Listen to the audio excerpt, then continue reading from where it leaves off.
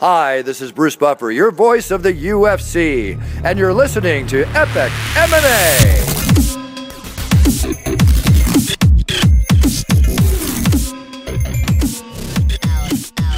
Dames en heren, jongens en meisjes, welkom bij Epic MMA Hangout UFC Nederland. Ik ben hier met de nummer 5 gerankte bantamgewicht van de UFC, Aljamain Sterling. En we gaan een interview houden over zijn toekomst in de UFC en wat hij alvast heeft gedaan in de UFC. First of all, Aljamain, thanks for taking time. Thanks for having me. Okay, cool. Yeah, let's start the interview. You fought more than a week ago against Johnny Eduardo at the Ultimate UFC Fight Night 80 in Las Vegas, Nevada. You won by standing guillotine choke in the second round. Fourth consecutive win in the UFC, still undefeated. How did the fight go? What you expected of the fight? I expected a back and forth fight, and I expected a lot of blood to be shed between the both of us, and I was mentally prepared for that. But he ended up going out easier than I thought he would, and I finished him by human decapitator via anaconda squeeze. So it was a good fight for me. I think I took out a tough veteran, a guy who's been around for a very long time, and for me to get a finish the way I did, I think that solidifies my name and myself in the bantamweight division as a top contender, if not one of the best, if not the best guy in the weight class right now to dethrone either of the champs to be. So I'm in a good spot right now. I didn't take too much damage, and I'm ready to get this ball moving on to free agency and see what my true value is outside of the UFC, so that we can see where my future will end up. Yeah, because first of all, congratulations with the win, of course. Thank you.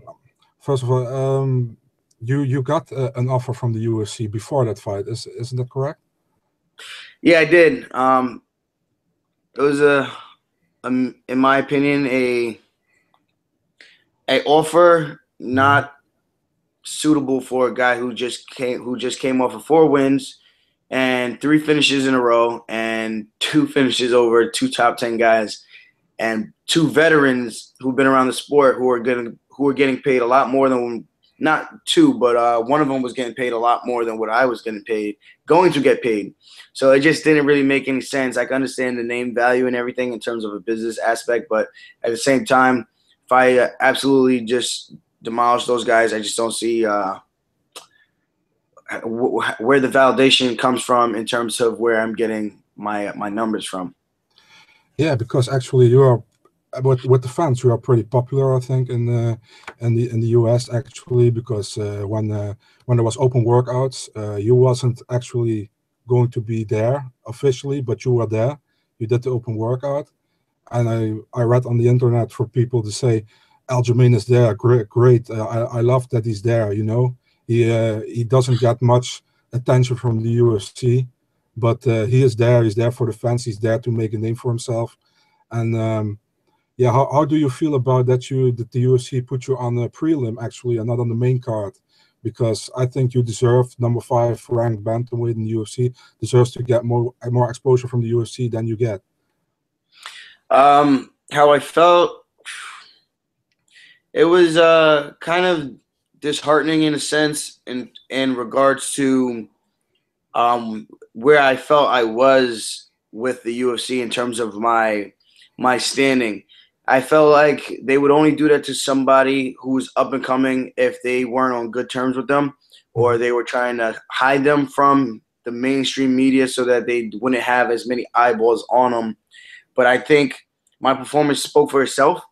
And I think me going out there and putting on a good show and getting a crazy finish and then busting my crazy dance moves, I think a lot of people tuned in and saw it and they retweeted it and over a couple of hundred times. So I think that helped get me out there regardless. So even though they try to do that, from my standpoint, that's what they tried to do. But you can't keep the funk down. And I think it's only up from here. I think they see that there is value behind me and that they will eventually start pushing me depending if I re-sign with those guys. So we'll see what happens. But outside of that, I was a little upset about it, but I knew for me, I knew I was the people's main event, so I was the fight that people want to see most. Yeah, I think so because a lot of people were talking about your fight against Johnny Eduardo, although it's on the prelims. You are probably the biggest name on the prelim with Johnny Eduardo. So yeah, but it's just let's you have also Thomas Almeida in the division, also an undefeated bantamweight. He's ranked number 6, but he gets a lot more. He was on a pay-per-view card last time. I think it was UFC 189 against Brad Pickett. And how do you feel actually? You're now a free agent, but Dominic Cruz is fighting TJ Dillashaw in January. How do you feel? Do you think the UFC gonna make you another offer? And if you get that offer that you want, do you think it will be a title fight or a contender fight? Because you're right there at the top. Honestly, I'm not sure what offer if they're gonna make me another offer at this point. As of yesterday, they called my manager and told him they gave him the green light for us to shop around and see what other deals were out there and how much other people were willing to shell out and pay me. And at the end of the day, I know I'm worth a lot more than what they actually initially offered me. So it's just right now it's a respect thing, man. It's a huge respect thing. I just think with all the eyeballs that are starting to tune in and that will start to tune in, there's no way they could tell me or make me believe that I'm not a draw.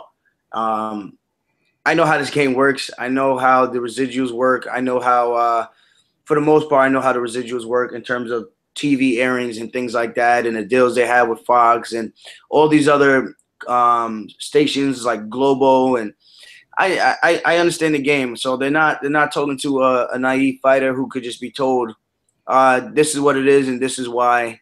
No, man, you gotta back that up for me. You're gonna have to show me something more concrete, something tangible that I could actually put my eyes on, and then tell me, okay, this is why you want to draw. Okay, well then that's more realistic. But at this point, 26 years old, just nothing but up from here. I mean, I think I showed in my last 4 performances that these guys can't hang with me. So, and it's not a cocky thing; it's a confidence thing. And for me, just I don't know. I feel like the eyeballs are tuning in, and that's what matters at the end of the day, and that's what pays. So these guys can't tell me that I'm not going to be a draw, and I'm not a growing star right now with their company. And I'm a company guy, but at the same time, it's more of a respect thing for me. So I'm gonna go where the money goes, and we'll see where that ends up leaving me. Yeah, because I was pretty shocked to see the payouts for the fight night from UFC Fight Night 80. I saw you made, I don't know if you made any extra or something, but the payouts came out. It was 14K for just show and 14K for bonus win. Is that true? Oh, yeah.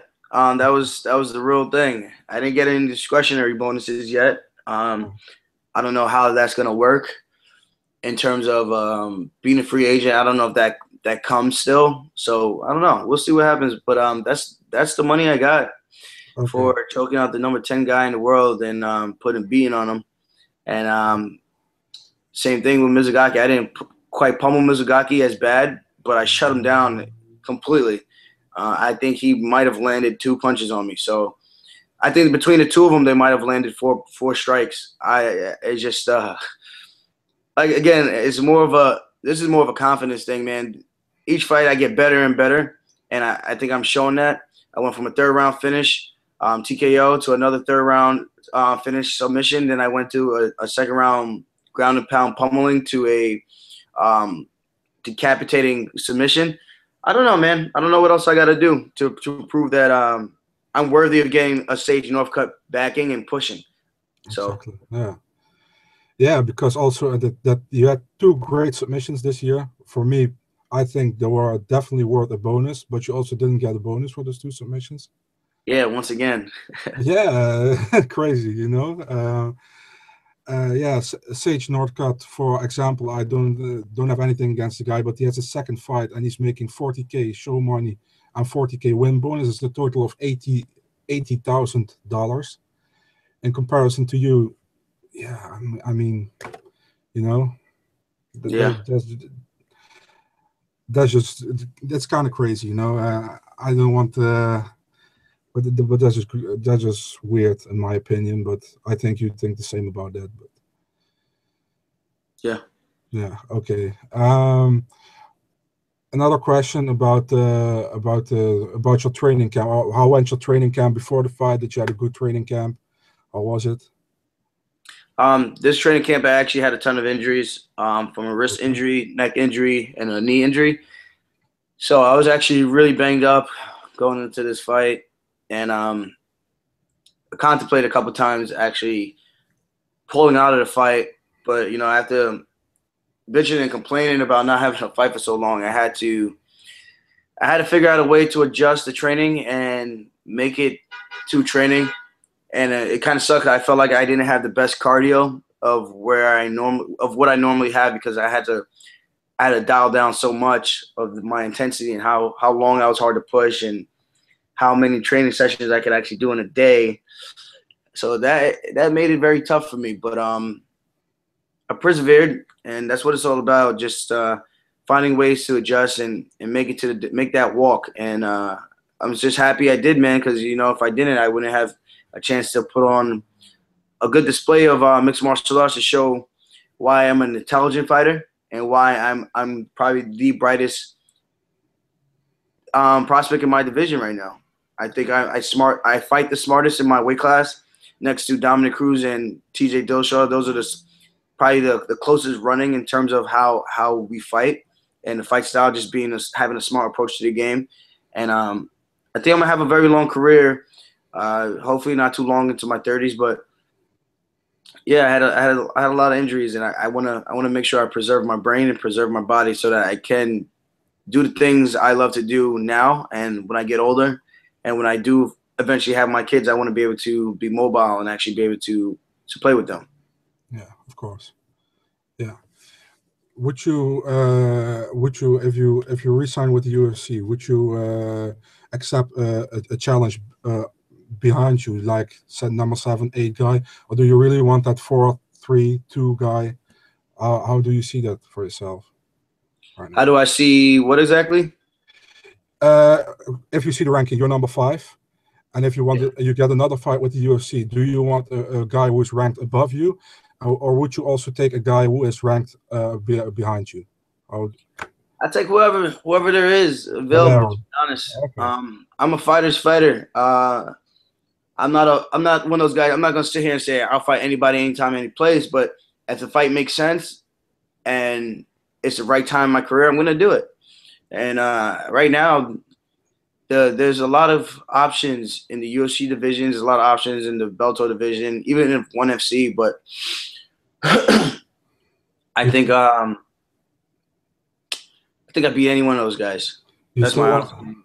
I think when I'm on, I can't be touched. I'm too fast, too strong, too quick, and I can't be broken. So that's my mentality of the fight game in any of these bantamweight divisions right now. You still want Brian Caraway? I mean, if the guy will ever pony up and fight me, but I don't think the guy is gonna saddle up anytime soon. To be quite honest, he's if another man called me out so many times, even if I didn't want to fight the guy, out of respect for myself and my man card, I'm gonna say something. It's just one of those things. I know he hears the shit I'm saying. It's just you can't go that far without not hearing. Oh, this kid is saying something about you. You should probably address it and get your man card back. Okay. Also, I think you are really willing to be on the MMA card and from the UFC if they go to New York, which is planned, but New York still doesn't legalize it. How are you thinking about that legalization in New York with MMA? Because the UFC has dated a plan for it, but it's still not official. You know what? I don't really think about that too much. I don't want to get my hopes up again, but I don't know, man. They said there was a a loophole somewhere. That'd be awesome if I got the chance to fight there for sure. But at this point, I'm not holding my breath on it. And if it happens, man, then that'd be awesome. I think I'd be one of those guys that help sell out the venue. in terms of an up and comer prospect and a highly ranked guy, I think I would definitely do well in terms of ticket sales over there. So it'll be a huge historical time for the UFC and for the sport, and it'd be history for me to actually be one of the first guys to come out of New York and make it big in the MMA world and actually get on the first card in New York. I think that would be something huge for me and just for history in general. So I'm excited about it at the same time, but we'll see what happens. I just don't want to, get too hyped up talking about it and posting it everywhere, and then it's just like, boo, once again. So yeah, fully understand that. Also about the IV ban in the UFC. Well, what are your how do you think about the IV ban right now in the UFC? Are you have you used the IV before, or have you never used it, and how you think about it? I've used the IV once before, and that was for my Mizugaki fight. I didn't notice a big difference at all, in my opinion. And actually, I think it's better, man. I think guys should be rehydrating the right way. I think it's better for you either way. I think you got to know how to eat. You got to know how to hydrate yourself. And I think your body actually performs better if you hydrate or the natural way, as in eating your food. And guys cheat, man. There's so many freaking cheaters out there, and it's the most frustrating thing because I even put in my all my social media, PED users equals soft, and that's truly what I believe. And I'm gonna beat these guys down one by one. And I don't know. It's just it's unfortunate for those guys who really need it, but at the same time, you look at the guys who went up a weight class, they've done better. Perfect example would be Dustin Poirier. He's able to take punches and absorb punches a lot better at 55 than he did at 45, and I think it's just because the brain fluids in the head, when you dehydrate so severely, coming down from about, I think he was walking around 180, they said, to get down to 145, which is pretty ridiculous in my opinion. So when he gets down so depleted, for him to get one shot knockout by Conor McGregor or get touched by Corsani, and then he starts to get a little wobbled, it makes sense. There's a direct correlation with not having the brain fluids up there to cushion the brain, and it kind of sucks to see that because it leads to a higher concussion rate, more knockouts. So I think it'd be better if guys start fighting closer to their natural weight classes. And for me, I personally would like to see cage-side weigh-ins. I think you weigh in an hour, maybe 2 hours before the event, and you see guys fighting a lot closer to their weights, 100%.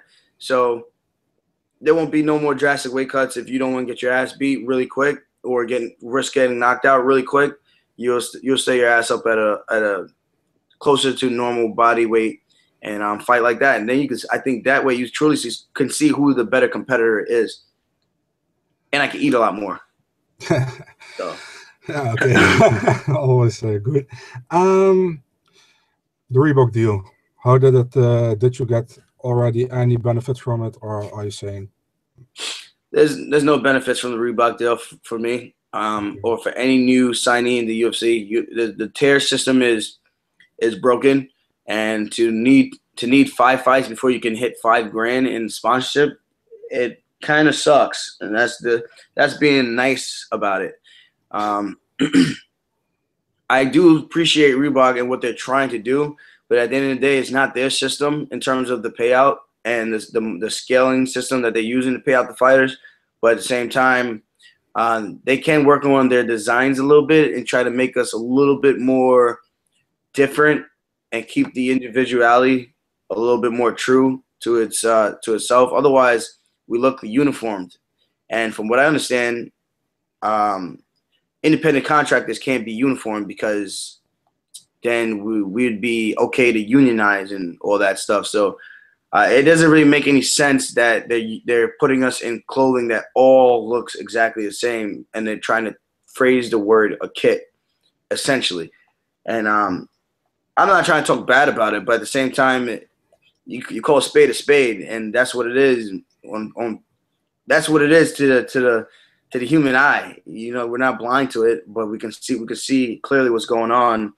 And I just think if you're gonna do it like that, you should try to make it a little more tailored to the individual. And I know there's a lot of guys to do that for, but a couple more option designs, colors, and things like that. I think it's very, very needed. Yeah, I definitely agree. It looks kind of the same in the cage. It's not very, how do you say it, very, very colorful at all. But well, also want to ask you about UFC 194. Do you were in the event? Do you were at the event? I was there, but I wasn't in the arena. They had the UFC set up a stationed area for the fighters to go to Okay. with their friends and family. So we watched it from there. There was a ton of Irishmen in there. It got really, really crazy, really fast. And we had to walk all the way around outside just to get back to the hotel because it was so crazy. I guess security was just nervous that they were going to just wreck the place. So it was a good event. Yeah, obviously it kind of sucked that I had to watch my teammate lose in the way he did. But he's gonna be back, man. He's gonna be back, and I think he's got a big chip on his shoulder now. So I'm excited to see him back. And first, I want to see him get healthy and heal up the right way, and then get back at it. Yeah, definitely. Because I wanted to ask you what you thought about the performance of your teammate Chris Weidman, and what was your feeling watching that fight? He just seemed off when he got there. When he got to the cage, I don't know. There's something about it. The way he was moving, it was. I mean, I know going into the fight he had a fractured foot, one of them, but still, I feel like his intensity in the room, even when having sparring sessions, he just looked a lot better. And when he got to those dominant positions, he was a finisher in the room. I mean, obviously, we spar a little different. We're not killing each other in the room and trying to take each other's heads off, but just his technique and his transitions were a lot cleaner in the room in training camp. I just think on fight night, he just didn't show up. And when he had those positions early in the fight, he didn't really capitalize the way he normally would. So there was something up. He wasn't himself. I don't know what it was. I didn't get a chance to speak to him, but I guess I saw a couple articles that also him stating that he wasn't himself when he got there. But yeah, something just seemed off. I'm like, I know Chris, and on a technical standpoint, in my personal opinion, I think Luke just had his night. It was Luke's night. Chris was off. I think it's more so a thing with bad time. I wouldn't say bad timing, but one guy was on, one guy was off. And I think if they do it again, I think Chris beats him 9 out of 10 times, 8 out of 10 times. I do think Rocco is good. Rocco is tough, and technically he is a good guy. But in my opinion, Chris is just better. And I think in every single aspect of the game, people are saying that he's more athletic. I'm like, do you actually watch the fight and actually break down what was happening? Chris was dominating him early, and it was more so him just – I just think, like I said, it's just a transition. He didn't finish really. He kind of fell off the top a couple times when he had back control. Luke didn't really do anything technical where it showed like, you know what, this guy is the better athlete or better in these positions. So I can't agree with that stuff. So for me, and that's looking at it from an unbiased standpoint. Obviously, I'm going to defend my teammate, but when you lose, you lose. The same thing I said about even with Iaquinta's fight with Masvidal. I said if the fight went the other way, I wouldn't have been upset about it because it was that close of a fight. When you scored from a round standpoint, I felt like they were neck and neck besides the first round. I think that's where he took most of the beating, but he showed his resiliency and showed that he can still bounce back and battle through adversity, even with blood running down his face. So I'm not a biased guy in terms of being able to judge the fight. I'm going by what I saw, and I don't know. I just think he was just off that night. Yeah, just that spinning the back kick he did in the third round, it actually changed the momentum of the fight, in my opinion. Yeah, that once he was still in it, they were both looked like they were dead tired, and once that happened, it was just kind of like, well, now I got this big gorilla on my back, and I'm kind of just tired now, and I'm just too tired to really even do much. But this was one of those things, you know. Things happen. It's a fight game. Sometimes you do stuff and you just feel like it's just right, and you gamble on it and you're wrong. So It was just one of those things. I just think he shouldn't have thrown it, just given the condition of his foot, and given the condition of how tired he was in the fight. That was just not a smart play in terms of the assessing the situation in the fight at the moment. Yeah, But again, also, Luke did what he had to do. So definitely. Also, a lot of controversy about that third round after Luke pounded on your teammate for like 30 seconds, the last 30 seconds. Herb Dean let it go. What were your thoughts about that?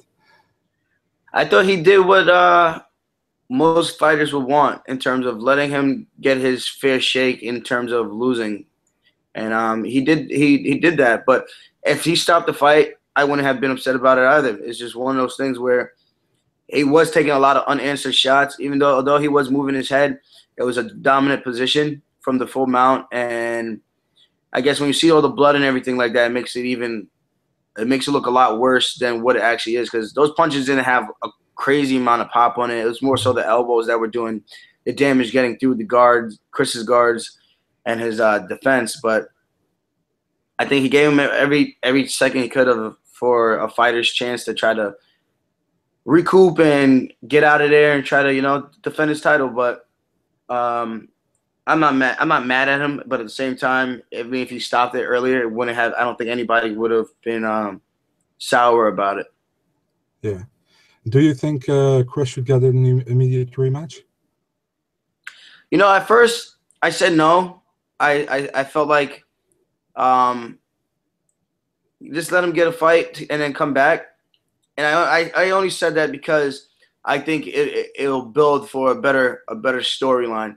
But given what Chris has actually done, I think it makes 100% sense to get an immediate rematch. And two, who's the next contender out right now? So for me, it's just I think it makes sense in terms of a business standpoint for him to get the rematch. Yeah. But if he didn't get the rematch, I don't think it's a bad thing. I think he goes out there and fights a 3-round fight, dominates, and comes back and just get his belt back. I think in 2 fights. Yeah, because it's 3 guys possible. It's Chris rematch, Joel Romero, who defeated Jacare by split decision, is possible, and Luke Rockhold wants that rematch with Vitor Belfort. But I don't think Belfort is right there right now because he recently lost to Chris Weidman. You have Joel Romero, who split decision Jacare, but was very tired in the 3rd round. I don't know if he can hold the Rockhold, if he can do a 5-rounder. What do you think? Who, Jacare? No, Joel Romero. He defeated Jacare right before the fight at Chris Weidman. Oh, Romero. That's what I meant to say. Yeah. I think that would actually be a good fight. The only thing I think Romero gasses and he cheats, so he cheats a lot actually. But I think it would be a good fight. Man, shout out to freaking Mark Goddard for stopping that fight when he used the cage to get in the top position. That was complete BS. Because most refs would have let that go. Mm-hmm. That changes the fight greatly. But he did a great job with that. But yeah, it would be a great fight, great stylistic matchup. I think Romero beats freaking Rockhold, in my opinion. Okay. And it's just one of those things where I feel like he's a better athlete than Rockhold. I think Rockhold is a good athlete, but I think he thinks he's a lot more athletic than he really is. But he's definitely high level. He's definitely a high level guy. But I think he's not like a Sage Northcutt. He's not as crafty with his takedowns as Romero and Weidman. He's not as savvy with his jiu-jitsu. Well, his jiu-jitsu is actually pretty good. I give him that. I think that's his strongest point is his BJJ. I think he's a good scrambler. But outside of that, I don't know if on a technical standpoint, I don't think I just feel like Romero beats him. I just feel like he's a stronger, more explosive guy. I think once he gets him down, I think he wins unless Rocco's got some tricky shit off his back. But who knows? I don't know. Okay. That's why we fight. Yeah, definitely true. About your teammates, is there a teammate in your camp you say he will be big right now, and isn't very well known right now, but you're training with him. We're gonna give him some exposure. Yeah. Oh, one of my teammates. Yeah. We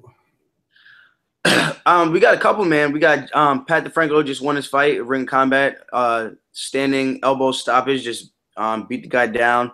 And we have James Jenkins. He was on the show. He had a tough fight against Artem. I think it was just a bad stylistic matchup. James is more of a I'm coming in to drop the hammers on you and put you away. I think people saw that on the show and his first fight to get into the house. But those are our top guys right now. I think making some noise and coming up through the ranks. I mean, we got some younger guys in terms of amateur fighters. And we also have my younger brother. I think he's going to be making his pro debut pretty soon. So his name is Troy Sterling. And we have Pat DeFranco and we have James Jenkins. Okay, cool. And how is Eddie Gordon doing right now? I'm not exactly sure. I haven't seen Eddie in a while, if I'm going to be honest. But I'm pretty sure he's doing well via social media. Okay. So I don't know. Maybe I'll see him around this week, actually, or next week. So we'll see what happens. Okay. Have you ever been to the Netherlands? No, I haven't. Just Australia was the furthest I've been to the other side. Also never to Europe? I've been to London. Oh, you've been in London. Okay. Yeah. Okay. Would you? We still didn't have the UFC right here in the Netherlands, only on TV. But we are working hard on it. It's like it's all Rotterdam or Amsterdam. Would you be in to fight in the Netherlands? Is it something you would like? Yeah. I think if it makes sense for me. The one thing that does suck is the overseas tax. That's always a killer, man. But yeah, I think if it makes sense. I think I'm starting to grow in popularity in terms of the international fan base, which is pretty cool, actually. I know a lot of the Irish guys actually like me, so I think that's awesome. Okay, cool. Why did you fight so much in New Jersey in your career? Because also 2 of your UFC fights have been in Jersey. Is there something special about New Jersey for you? It's the closest place for me to fight. Okay. Closest place for me to fight, man. I couldn't fight in New York. I mean, we had the reservations, but ain't nobody wanted to travel all the way upstate to go take those fights. It just wasn't cool. Yeah. If we talk a year later from now on, what do you want to have achieved in MMA from now on? A year later, I'm hoping that I become the champ, or at least getting ready to fight for the belt, in the UFC or Bellator. So I don't know. We'll see where my future lies. So it's really hard for me to say, but wherever I go, I want to be making big money, man. Big money for a guy who's only going to continue to get better. Okay, cool. Who's going to win, TJ or Dominic Cruz in January? I got Cruz, but it kind of sucks if Cruz wins because he just keeps getting hurt. Yeah, true. Yeah. Yeah, and do you think they want to make whoever wins that fight, they want to make them against Faber? Yes, I do. I think I said that at the press conference too. That's the big money fight. Yeah. Yeah, that's actually kind of sucks because for you there's no you have TJ who's willing to fight Faber now, and you have Dominic who's willing to fight Faber in the trilogy. So it will always be Faber, don't you think? Yeah. Yeah. Another question: you were at UFC 194, not at the event themselves, but in the thing. Aldo McGregor, your opinion? There's nothing really to think about. I mean, it was a one-hitter quitter, and it was a really fast one-hitter quitter. And freaking man, McGregor did his homework. You can't take nothing away from the guy. The guy said everything he was gonna do and done it. And he's so accurate with his striking, and he's so much longer than these guys. He's bigger than these guys. And I think that's what people don't realize. He's a big dude. He's not a small fight. He's not a small fighter. So I think that's the difference. Okay. Do you think Aldo should get a rematch, or what's your opinion on that? Yeah, same thing. I mean, his streak was a lot longer than Chris's, but I think at the same time, if you look at the history of how many times they've actually fought and defended the belt in the UFC, I think they're both right on par to get an immediate rematch. And I mean, of course, you got Frankie in the Yeah, woodworks, but I don't know. It's just one of those things. It kind of sucks because it jams up the division. But 13 seconds, man, is really hard to sell that again. It really is, in my opinion. But I think the next fight would be a lot better for some reason.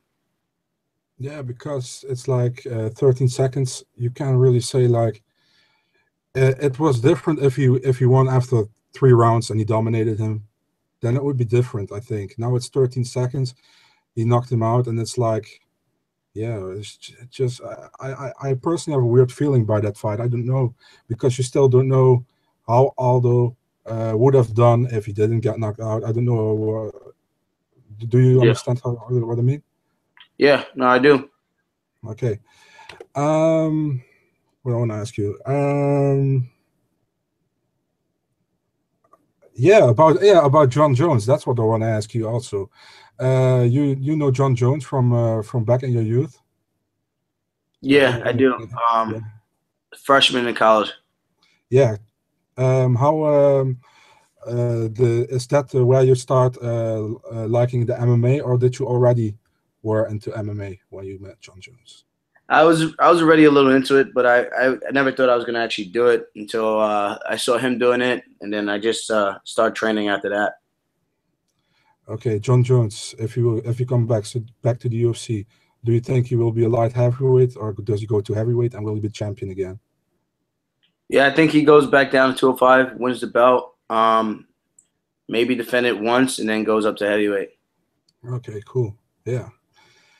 About the hype in the UFC, do you think the UFC should is vary about the hype about some fighters and some not, especially also you? It's not about a big hype they set behind you, but would you like the UFC to push you more in that hype, to put you more in it? Do you know what I mean? Yeah, absolutely. But the UFC is gonna put the PR machine behind who they want to. The UFC could have done that for Nate Diaz, the Diaz brothers, and push those guys a lot more, even though they're a little misunderstood. I don't think those, like, prime example, they haven't said anything Conor McGregor hasn't said. Um, Sage Northcutt, prime example. Paige Van Zandt, prime example. It all depends on if you have the look. I don't know. But I think if you have the look and the talent, I don't know. Whatever, man. So what the UFC is gonna do? Whatever the UFC wants to do. I'm over racking my brain about it. Okay, I'm out of questions. I want to just say, do you want to say something to your Dutch fans over here with a certain message? Just thank you for watching me. Thank you for tuning in. I know you guys got a different time zone over there, so it's pretty cool that you guys watch all the fights, for especially the ones in the States. And if you guys want to support me in my career, I'm going to be going to either Bellator or the UFC, staying with the UFC. And you guys can support me on aljamainsterling.com and cop a Human Anaconda shirt or a Funk University shirt. Cool, and they can also follow you on Twitter and on Facebook, on Instagram. At Funkmaster_UFC. Yeah. Well, last question, Funkmaster. Where does this exactly come from? It's based on my wrestling style from college. I did a lot of grappling, and I was very good at scrambling and getting out of positions and defending takedowns because I didn't really know how to sprawl the right way. So it was cool. That helped out a lot and helped me get to where I was, and I mimic a lot of my style and my funk style from Ben Askren. So he had the name Funk already, and a lot of people called him Funky. So I didn't want to. He had the name Funky actually, so I didn't want to take his name. So we came up with a few different ideas, me and my friends and I, when we were looking for a nickname for the fight game, and Funk Master just seemed to stick. Okay, cool. Yeah. I'm gonna close the interview for the people. Just stay here another few minutes so we can. Okay. Yeah. Thanks, Aljamain, for the interview. Was pretty good, I think. I hope you liked the interview. And yeah, that's it. Thanks for coming to the interview, and good luck in your further career. And I hope personally the UFC resigns you. But if not, I would a good fair deal. If not, I wish you all the best in your career. Thank you, and thanks for having me. Okay, you're welcome.